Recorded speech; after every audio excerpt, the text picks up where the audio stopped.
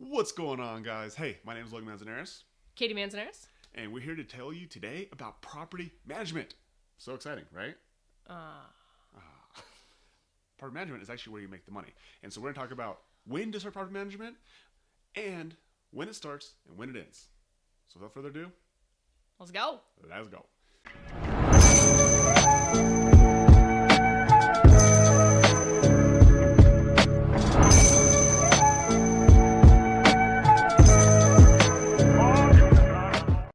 Okay, so today we're going to talk about property management, the ins and outs, landlording 101 as I call it, and something like the subtle things that Katie does that most people don't do, and why it's helped us make lots of money, and why it can too. So, you guys ready to talk about that? Yes. All right, let's do this thing. So, I'm going to actually be the question asker today. I'm going to ask Katie because she's actually the one who runs all the operations behind the scenes. I don't really do anything. And we found that out real quickly when we bought our first property back in 2019, and we're sitting there on the floor, listening to managing property rentals by Brandon Turner on Bigger Pockets. I'm not sure exactly what it's called. We're in there painting. How old was Laney? 3 months old. 3 months old. We had a 3-month-old, and we literally bought our first investment property, and we have no idea what the heck we're doing. And that's when this whole journey started. So, Kitty,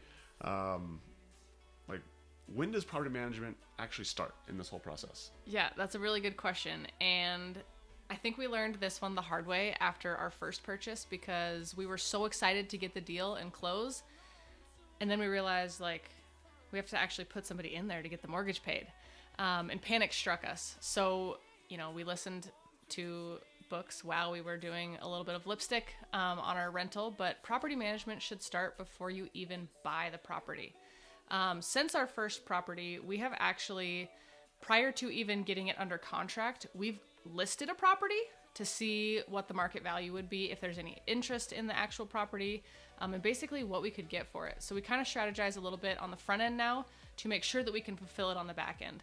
But property management definitely starts the moment that you are interested in the property. You need to start thinking about the tenant that you're going to put in it. It's like having a plan, right? Like we went to that first one and we didn't have a plan, and we were what, 4 or 5 weeks into the process. We still hadn't had a renter yet, and we had posted on Craigslist, we had posted on Facebook, Yard signs, and it was actually a fallen down yard sign that ended up getting us a tenant. So it wasn't for that fallen down yard sign, we wouldn't have got a tenant. So we got really lucky. It was not a fallen down yard sign. Oh, that's he right. pushed the yard sign down because he wanted the place. That's funny. That's funny. Yeah. So with that being said, she just gave you guys a huge hack out there, and it's something that is one of the best things you can actually do is have an idea of what the property is going to rent for, even have tenants before you actually buy the property. And we've basically evolved this process to where, like Katie said, when we get ready to look at a property, we'll post it just to see if there's any interest in it. And this last time, we actually had a tenant signed a lease agreement before we actually got it under contract, because it was definitely a little bit outside of what we'd done before, and so we were actually really unsure. And yeah, lo and behold, we got a signed lease before we got under contract, and that's one of the best ways you can actually get it, because then it makes sense for you to buy the property because you have a tenant in place. It was awesome. The only thing that we added different to our normal leases was just a contingency, basically saying that we must own this property in order to lease it to you, making sure that we could close on it. Yeah, it's awesome. And so with that being said, so we're now talking about a house or a property that doesn't have tenants. What about properties that come with tenants? Do you have any experience in that, Katie? I do. I would much rather have an empty property and be able to screen my own tenants, because my standards of screening are not necessarily what the prior owner's standards for screening their tenants are. And so what kind of issues do you run in when you potentially inherit tenants? All of the issues arise. Honestly, first, the primary one that's usually the most concerning is under market rents. Which means what? Most tenants pay less than what the current market value is. So when you come in as a landlord, what do? I raise rents. Oh my gosh, you're the worst person ever. I can't believe you do that to people. I have to pay the mortgage. Do you raise the rents because you're a bad person? No. Why do you raise the rents? I raise the rents so I can afford to give them a home. Yeah. And does that allow you to actually make improvements on the home or make the home nicer? Absolutely. Yes. Interesting. Because usually when we buy properties like that, have they been neglected? Yeah. When your tenants don't pay anything and the homeowner doesn't really care about the property and they just Weird. start collecting chunk change, the property is usually in massive need of some serious upgrades. Got it. So that makes more sense why you would want to raise the rents. Yes. Okay, cool. Okay, so aside from having to raise rents, what other issues can potentially come with new tenants or Yep. new owners with previous tenants? Yeah. Different expectations. So previous landlords sometimes have lower expectations than what I have.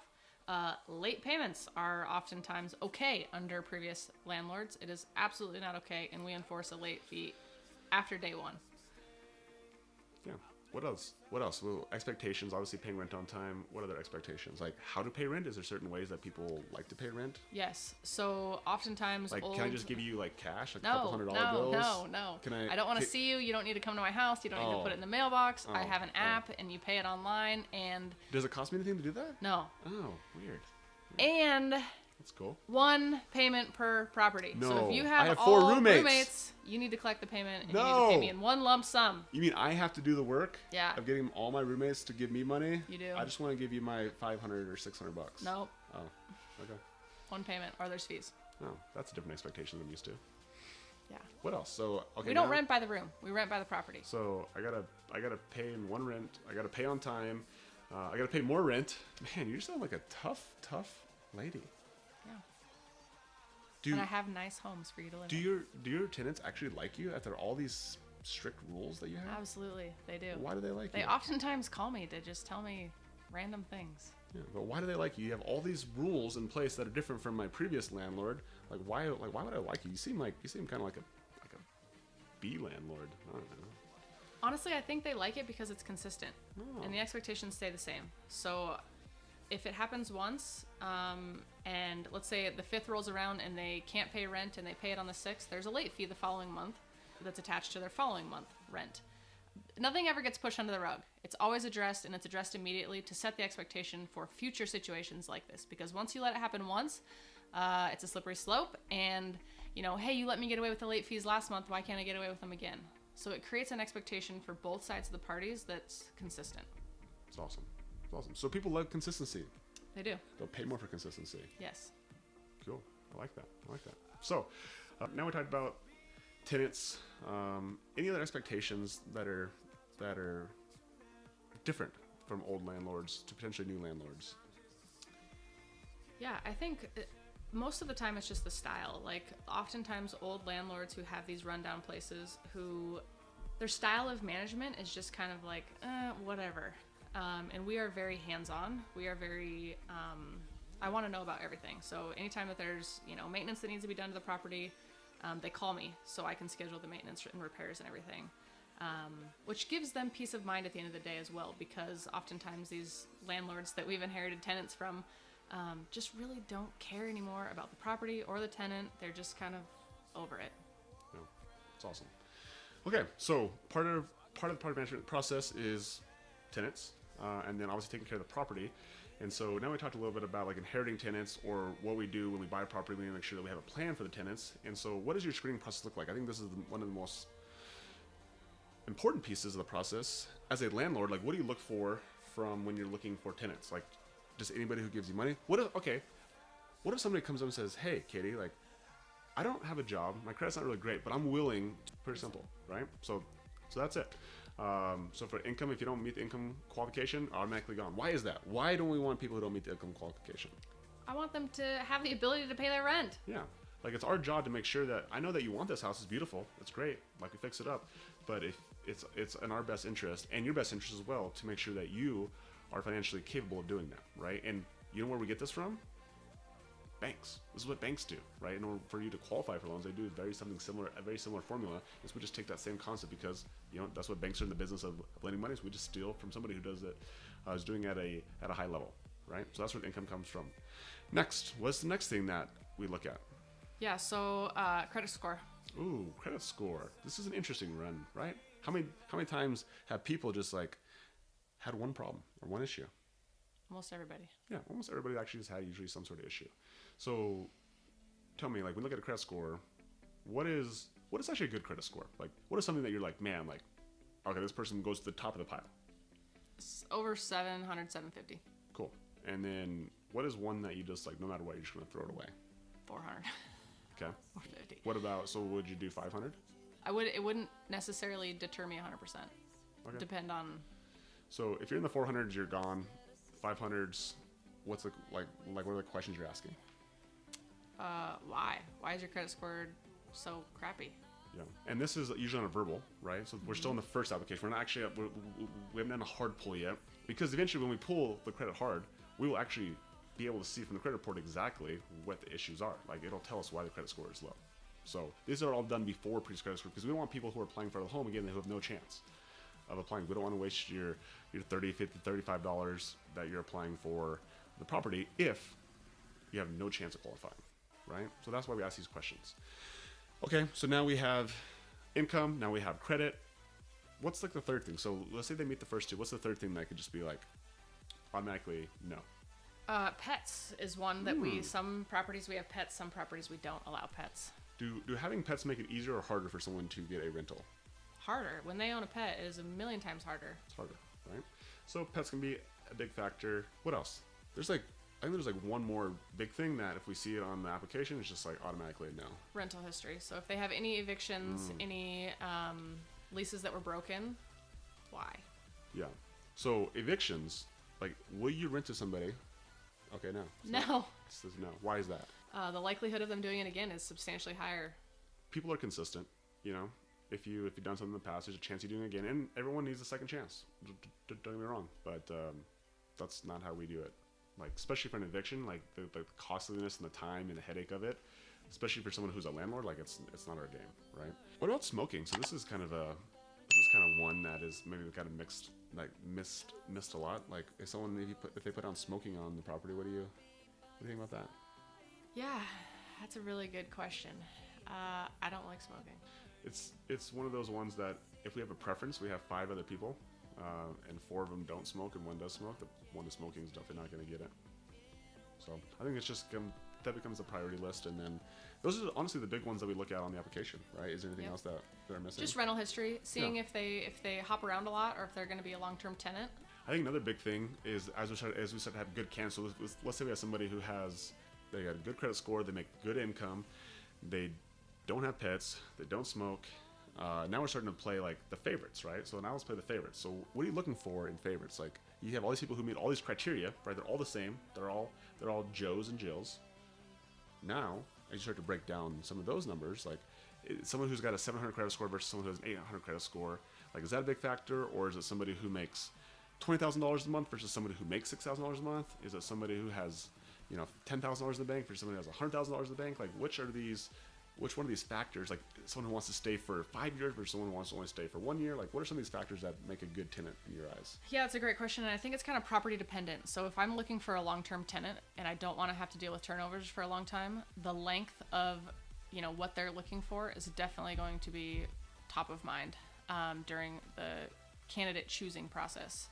I would say their rental history as well. Again, people are consistent. Like if they're consistently moving every single year, the likelihood of them staying beyond 1 year is very, very slim. And what are some things that you do with rental history? You obviously look at how long they've been somewhere, but what else do you do to verify that they were like paying rent the whole time that they were there? Yeah, I call their old landlords and I ask them a bunch of questions in relation to, did they pay their own utilities? Were their utilities on time? Was landscaping and snow removal their responsibility? Did they do it? What's like the one question that you ask the landlord at the very end that's like the best question ever? Would you rent to them again? Ooh, that's a great question, right? And what do most people say? Most landlords, yeah. Yeah, and those are the ones that we accept. Yep. Right? Which is awesome. Okay, so now we have the length of history, or the length that they want to be there. What else? What else do you look for as far as those things are concerned? Like, does like a 700 versus a 800 credit score matter? Does having money in the bank, amount of income? What's the next thing that is like, okay, like this person gets preferential treatment? Yep. Next one is probably income. Okay. And job security. So also not only how much money they make, but how long have they been at their job? Did they just get hired last month and all of a sudden they make 3 times more than what they did last year? Yeah. Job security and money in the bank. We have had tenants that don't have as high of income as I would like. They still have 3 times the amount, but some applicants, let's say, had 5 times the amount, but this applicant had 3 times the amount, but had a phenomenal rental history and wanted to be in this property for a long time. I basically just ask them to show me reserves. So show me how much money you have in the bank. If you were to lose your job, basically how many months would you be able to sufficiently pay rent, being jobless. Yeah, I think that's a really fire way to look at it. Is even someone has a lot of income, if they have no money in the bank, they have 1 or 2 months left in the bank. Like, I'm actually gonna take the person who's got the money in the bank, because it comes back to those reserves and that safety of like, what happens if something happens? Like, you can make $20,000 a month, but if you spend 18,000 of it and you have 2,000 left over for rent, that's all you have left. We'll look at that and we'll see, right? Yeah. So I think money in the bank to be able to pay if a bad situation happens is important. Okay, any other factors that? What about like do you gotta like the person? Do you want to like the person? Does it matter? I personally want to like the person because I'm going to be in contact with them from time to time. Do I have to like the person? Absolutely not. But when, the toilet's overflowing, I would prefer them to call me as opposed to call somebody else. Yeah. And I want them to feel comfortable calling me as well. Yeah. And so again, it's all about preferences. And when you have a strong property or you're in a strong rental market, you're able to have preferences. If you're in a market that maybe it's the other way around. Maybe you have to like have concessions to be able to move in. Maybe you have to be the other way around. But that's one of the benefits of that we look in our property plan is we want to buy a property that people want to be in. So part of our buying a rental property is making sure that there's going to be a good demand for it. Because when we're able to do that, we're able to go follow our systems to a T, because we know there's going to be another person behind it. Even if this person is amazing, they have amazing income, amazing credit score, but they have pets. Sucks, right? A lot of people will be like, let's just allow pets this one time. And then all of a sudden you end up with a house that is not the same way that you bought it, because you made a scarcity decision to just move as pets, even though that wasn't part of your original property plan. So, okay, so now let's just say we have a tenant into the game, right? They're in the game. They say you are part of the team. What happens now? Like, we agreed to let you rent the home. Yeah. Well, before we do that, we actually do a hard pull on everything to make sure that all the information that they gave us is actually accurate. Making sure that credit scores are what they said they were, asking for bank statements, asking for employment, like if they pay stubs, the last couple pay stubs. And if everything checks out, then we accept them as a tenant. And once we accept them as a tenant, we actually send them a lease to sign. Cool. And at the signing of the lease, they also submit the down payment. Cool. Or the deposit. Cool. And what is deposit usually? Usually 1 month's rent. Cool. Okay, and then so they sign the deposit, and then they get the keys to the house. Then what happens? Then like they come and they give you a check every month, or give you cash, or. So we use apartments.com, and it's a phenomenal third party it's completely free for both parties to use, and they log on, they attach their bank account to it, and they can set up auto pay. Or they can set, they have to click submit every month if they would like that option otherwise. Most of our tenants actually have it on auto pay, so I get to see when it's going to be drafted from their account and when it's going to hit mine every single month. I believe that our leases now, they say they have to be on auto pay, right? Yeah. And so that's part of making the rules. You can make the rules, and like what kind of monthly payment do you not want to be on auto pay? I don't know. One that you can't afford. Yeah, one that you can't afford apparently, which again gets all vetted out. So every single one of our clients are on auto pay. They have to be. It's part of the lease agreement, and they have to use this system, which is free for both parties. Like it's a win-win all the way around. So. Yep. Okay, and then so now when someone's paying rent, then what? Then we sit back and kick our feet up and watch the rent come in and watch the mortgage get paid. But what happens? What happens if like something breaks? Yeah, like let's say that a toilet backs up. I don't want to be, I don't know where this came from, but like I don't want to be fixing toilets. I don't want to be plunging toilets. Like, what happens when that happens? Like, do you go get up in the middle of the night and go plunge a toilet? No. What? No. I thought that's what landlording was. I have a team that I call and I say, George, I got a property. Can you head out there, check it out for me? Let me know what's going on. Yeah.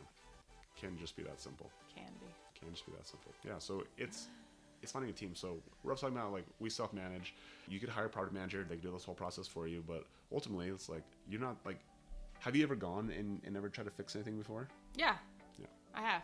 Yeah. So. I'm not very good at it, so It depends on the scope of it, right? Like there was one of the very first ones I remember is Kitty going out to one of our rentals and like one of the door. No, drawers? it was a false drawer underneath a sink had fallen off, and they were like, we just can't put it back up. So I brought a staple gun out there and I like stapled it back on. Yeah. So some projects you might actually end up doing yourself. You might. but the big projects like the plumbing, we've had water issues in our house. We've actually had to do like remodels because of water pipe issues, but we didn't do any of that. No. We got it hired out, Yeah. all taken care of, and all like dishwasher. We had a dishwasher and garbage disposal go out the other week. Did you go fix those? Nope, just call the maintenance guy. Call the maintenance guy, right?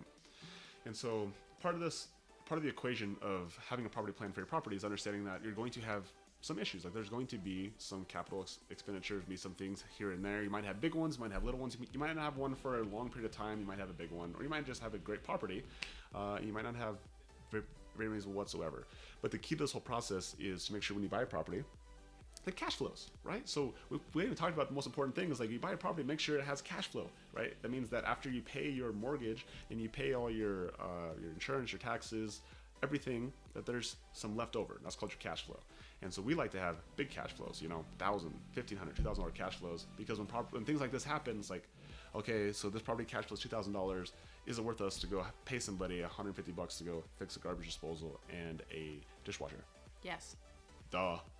All day long, right? And so all of a sudden we enjoy our rentals because anything that's broken, like we just go get it fixed and we use our money from our cash flow to go pay for it, and that's it. It's really simple. And when you're able to do that, you're able to build a war chest. So most months we don't have garbage disposal issues, we don't have dishwashers, and so $2,000 stacks on the next month, $4,000, $6,000, $8,000, $10,000, and then all of a sudden one thing happens. Let's say it's a big issue. Like one of the biggest issues that we've actually had to pay out of pocket for? Probably we filed an insurance claim for one incident. But we didn't pay out of pocket. So have good insurance. What about out of pocket? It's probably our very first property, the flooring. Oh, the flooring. Yeah. We had to replace all the flooring in our first property. Oh, it was a bummer because it was beautiful. Like that was one reason it was a bummer is because it was so beautiful. Like it was wood floor. It was so pretty, and it was a foreclosure. And the reason that we had to replace it is because no one was living in there for like. It was winterized and it was freezing. And when we purchased it, we kicked the heat on and it expanded. And the floor expanded. And we had a client. We had a tenant who tripped over the floor, unfortunately. And it was a beautiful floor, and so we had to get rid of we were like 3 or 4 months into that property. And we had to our very first rental. We had to get rid of this beautiful hardwood floor, which we thought was the selling point of the whole property, and it cost us like $2,000 or $3,000. I think is what it ended up costing us. So that was our very first property. It was our biggest expense up to this date, and it won't be. So this is a great point. This happened 3 or 4 months into the process, and we didn't have cash flow of $2,000 in the bank. So what do we do? I don't know what did we do? That's a long ago. We had a sleep well at night account when we purchased the property. There's another good one. Yeah, so have a little money set aside that if something does happen while your sleep well at night account is building up, that if something happens in the first couple months, boom, you can pay for it. So we always have an account that we started with at $10,000. Now it's more like $5,000 a property that we start with. And if something does happen in the first couple months before our cash flow kicks up, that we can pay for something.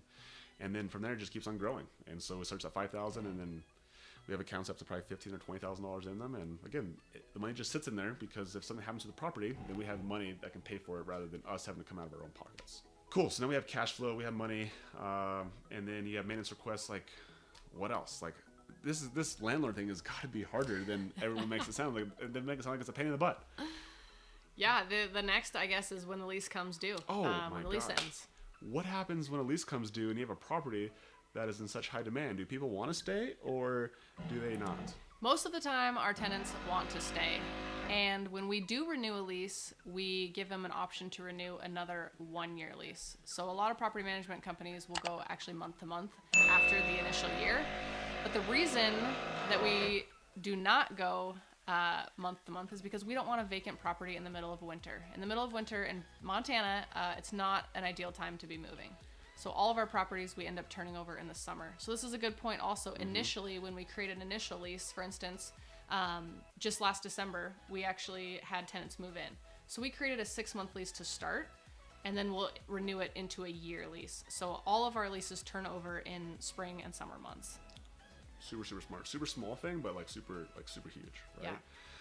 Yeah, that's everything. Now, let's get to the end of the lease. Like, do you just renew at the same price? Do you raise them? Do you lower? Do you lower leases? It's a great question. What do you do? I have yet to lower rent. Weird. I've definitely held rent the same, and I've also increased rent. All the factors that go into. What's the biggest you ever increased rent? Just curious. Well, I inherited Tenants, and I increased rent like $1,300. Those are really low rents. Yeah, they were really low. So when people are worried about raising their rents $100, $200, like it's honestly not very much. Honestly, it's so depends on the market. Keep in mind, our market's a little different than yours is, but it's easy for us to raise rents from $1,800 to $2,000, right? And the way that we calculate it is we take into consideration the taxes. So when property prices increase, annual taxes also increase, and that is not our responsibility. We pass that on. Basically, we pass the cost of our it's our responsibility. Yes. It's our responsibility to hand off that cost to our tenants. Because yes. We are very gracious landlords. Okay, so now we have property renewal coming up. Anything else that comes to the property renewal outside of increasing rents, decreasing rents, terms? No, I do put always in there with the contingency to clean whenever we need to. So if I walk in there to change some air filters or do something with maintenance, and I'm like, wow, this place is kind of a disaster, I actually send a cleaning team in there and have them clean it, because it's easier to lightly maintain properties and their status rather than like waiting for a whole entire year and it's just a pigsty. Yeah. And what about, like, let's say somebody does move out, right? Like someone moves out, how quickly do you move people in? We've done the same day. Do not recommend doing the exact same day because it's really stressful, because if the property is not left in good condition, you're kind of screwed for your new tenants that are moving in. But ASAP. So the soonest that I can get a cleaner in there to basically thoroughly make sure that it's cleaned. If the tenants did hire a cleaning company or did it themselves, that's okay. Basically, I go in there, I do an inspection, make sure that the move out conditions checklist matches the move in conditions checklist, and if we're pretty close and we're good to go, basically I have the new tenants move in as soon as possible. Yeah, because every single day that place is not rented, you're actually losing money, right? So like when the new tenant comes in on the 5th, and you have a gap between the 1st and the 5th, you had 5 days that you just lost money on. Right? Yep. And so if your rent is $3,000 a month, I just want to use easy math here. That's $100 a day. That means you lost $500 by not having it rented out for 5 days, right? $500. Now, let's say it's $1,000. 500 divided by 3, which is what you lost $125, right? Let's just say. So ultimately, every day that place is not rented, you are losing money. And so it's important to keep your vacancy low by making sure that you have a plan. So having good relationships with your tenants is again important. So if they're moving out, and ultimately, like, you having a system to bring new people in, having a wait list that when someone does move out, you have someone right behind them to move in.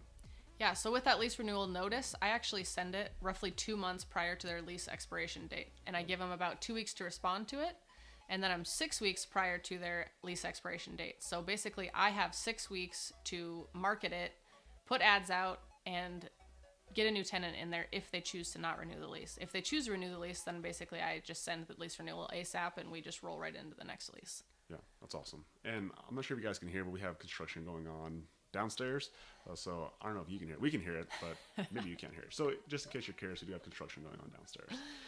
Okay, so just having a plan for your property is obviously super important. There's obviously like these little pieces of getting people in, getting people managed, and then even the back end, like what happens if you got to rotate people in and out. Outside of that, any other, like, so just so everyone knows, like, Katie literally does all the property management. I do not do any property management whatsoever. Katie is she's the wizard, but she's also the reason why our properties make money.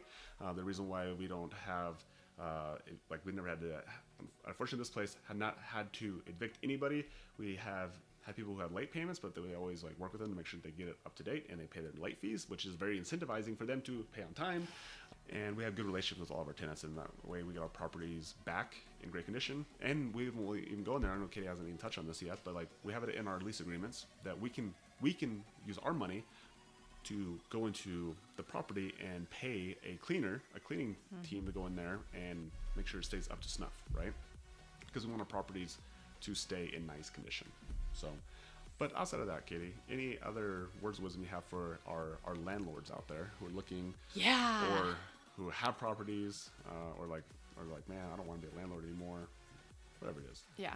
The biggest advantage that I gave myself was reading that book. It's like Rental Properties 101 so simple. by Brandon Turner and Bigger Pockets. And without that, I would have been even more nervous signing that first lease. I will never forget having our new tenant walk in. He's an older gentleman, mind you, and I'm still young, or at least I perceive myself as young. But it was terrifying. Like, I was in charge. I was having this piece of paper. I was like, here's a pen. Sign your name here. I think this is going to work. But with each time, your confidence grows, and it becomes easier. And it's easier to screen people. And it's easier to say no to those that don't actually fit into your tenant box, because there are people that will fit in your tenant box.